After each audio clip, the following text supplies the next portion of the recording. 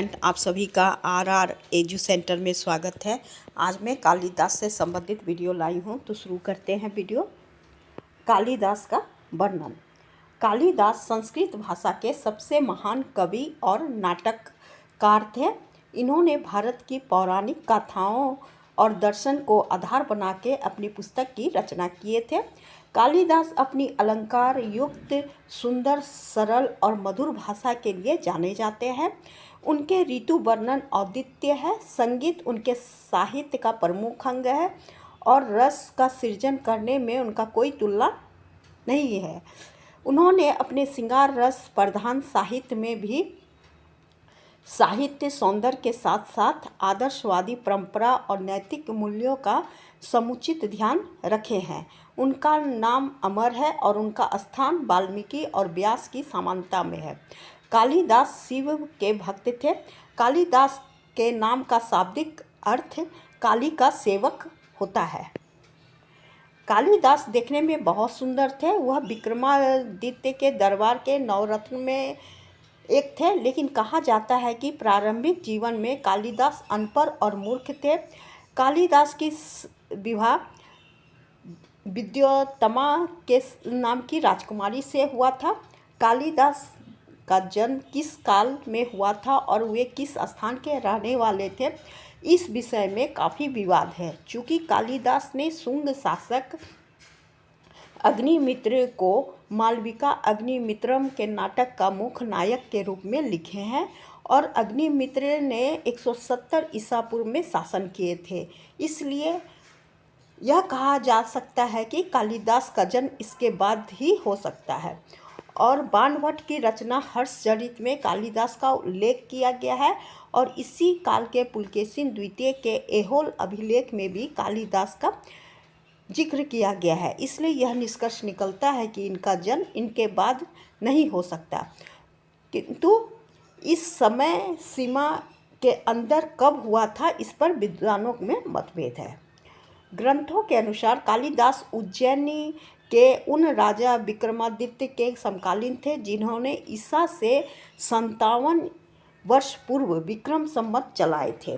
विक्रमो वर्षीय के नायक पुरुरवा का नाम का विक्रम में परिवर्तन होने से इस तर्क को बल मिलता है कि कालिदास उज्जैन के राजा विक्रमादित्य के राजदरबारी कवि थे। यह विक्रमादित्य के नवरत्न में शामिल थे।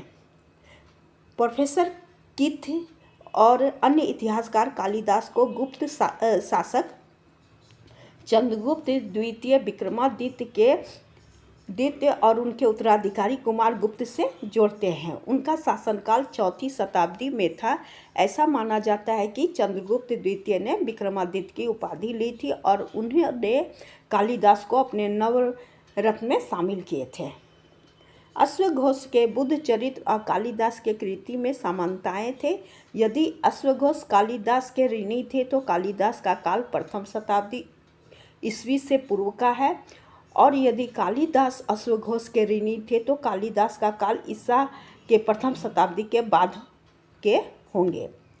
कालिदास के जन्म स्थान के बारे में भी विवाद है। मेघदूतम में उज्जैन के प्रति उनका विशेष प्रेम को देखते हुए कुछ विद्वानों ने उन्हें उज्जैन का निवासी मानते हैं। कुछ साहित्यकारों ने कालिदास का जन्म उत्तराखंड के रुद्रप्रयाग जिले के कविल्ठा गांव में हुआ था मानते हैं। कालिदास ने यहीं अपनी प्रारंभिक शिक्षा ग्रहण की थी और यहीं पर उन्होंने मेघदूतम, कुमार संभवम और रघुवंशम जैसे महाकाव्य की रचना की थी।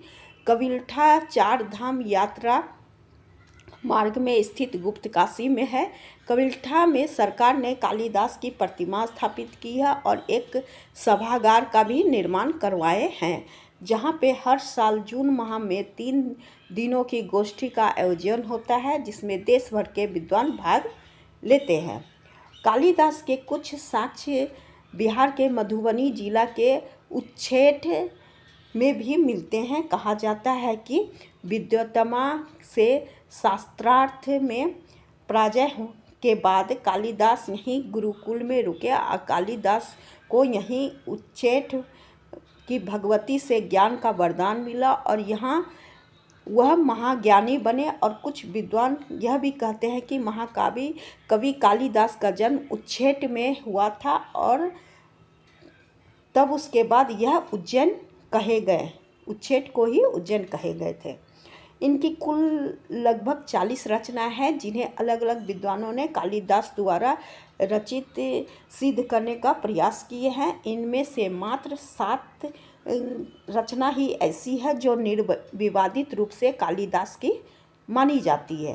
3 नाटक अभिज्ञान शाकुंतलम, विक्रम मौर्यवंशियम और मालविका अग्निमित्रम, 2 महाकाव्य रघुवंशम और कुमार संभवम और 2 खंड काव्य मेघदूतम और ऋतु संहार। ये पुस्तक कालिदास का माना जाता है। मेघदूतम पुस्तक को भी विश्व में कई भाषाओं में अनुवाद किया गया है। कालिदास द्वारा लिखे गए ऋतु संहार पुस्तक में ऋतुओं का वर्णन किया गया है, किंतु प्रोफेसर कित ऋतु संहार को कालिदास की रचना मानने में संदेह करते हैं। कालिदास को कवि कुलगुरु कनिष्ठ का अधिष्ठित और कविता कामिनी विलास जैसी उपाधि प्रदान की गई है, जो उनके काव्यगत विशिष्टताओं से प्रेरित होकर उन्हें दी गई थी। कालिदास का सर्वाधिक प्रसिद्ध नाटक अभिज्ञान शाकुंतलम से उन्हें प्रसिद्धि मिली है, जो कि विश्व के अनेक भाषाओं में अनुवाद हो चुका है। कालिदास के नाटक मालविका अग्निमित्रम से भी ज्ञात होता है कि सिंधु नदी के तट पे अग्निमित्र के लड़के वसुमित्र का यवनों के साथ संघर्ष हुआ था और भीषण संग्राम के बाद यवन का पराजय हुआ।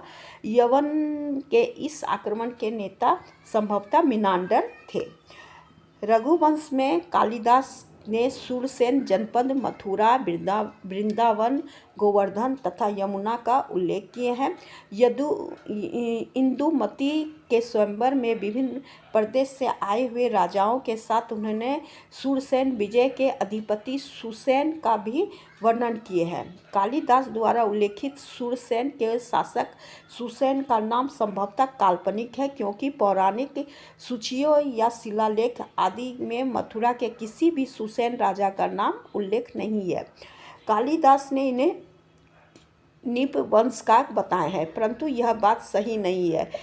निप दक्षिण पंचाल के एक राजा का नाम है, जो मथुरा के यादव राजा भीम सातवत के समकालीन थे। उनके वंशज निपवंशी कहलाए थे। कालिदास ने वृंदावन और गोवर्धन का भी वर्णन किए हैं। वृंदावन का वर्णन से ज्ञात होता है कि कालिदास के समय में इस वन का सौंदर्य बहुत प्रसिद्ध था और यहाँ अनेक प्रकार के फूल वाले लता वृक्ष मौजूद थे। कालिदास ने शत्रुघ्न के द्वारा यमुना तट पे भव्य मथुरा नगरी के निर्माण का भी वर्णन किया है।